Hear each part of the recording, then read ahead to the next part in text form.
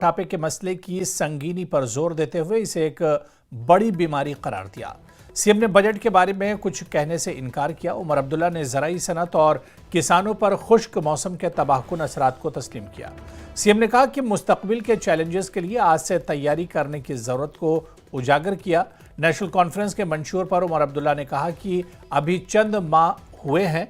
उमर ने कहा कि इन्हें मैनिफेस्टो में किए गए अपने वादे याद हैं, रियासत की बहाली के लिए काम कर रहे हैं। उन्होंने कहा कि वो जानते हैं कि बहुत से वादे हैं जिन्हें पूरा करने की जरूरत है। अच्छा होगा, जितना ज्यादा हम अपने सेहत का ख्याल रखें उतना ही हम अपने काम को ठीक तरह से अंजाम दे पाएंगे, हमारे बच्चे ठीक तरह से पढ़ाई कर पाएंगे, हमारे अस्पतालों पर दबाव कम होगा और हमारी लाइफ एक्सपेक्टेंसी जो है वो बढ़ जाएगी। बजट हुकूमत का है और हुकूमत का फर्ज बनता है कि बजट सबसे पहले असेंबली में पेश हो, और इसलिए बजट के हवाले से मैं कोई बात नहीं करूंगा। 80% से कम सर्दियों के महीनों में बारिश या बर्फबारी हुई है, और ऐसे इलाके हैं जम्मू कश्मीर में जो कि 70-80% बारिश पे जो है एग्रीकल्चर का काम हम करते हैं।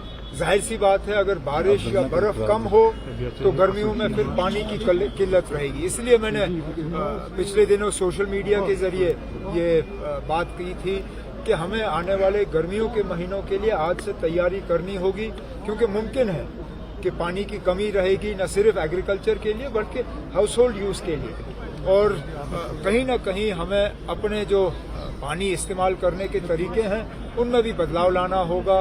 हुकूमत के तरफ से हमें इकदाम उठाने होंगे कि रेन वाटर हार्वेस्टिंग हो, बर्फ़ को जहाँ तक बचाने की का काम हम कर सकें वो करना होगा। लेकिन जहाँ तक किसानों के लिए इरिगेशन का इंतज़ाम करना होगा, उसमें एग्रीकल्चर डिपार्टमेंट और जल शक्ति डिपार्टमेंट दोनों के साथ बैठ के जो भी हम कर सकेंगे हम कर लेंगे। मैनिफेस्टो 5 दिन या 5 हफ्ते के लिए नहीं था, 5 साल के लिए था। अभी हमारा पहला बजट भी पेश नहीं हुआ है, आप इंतजार करिए ना।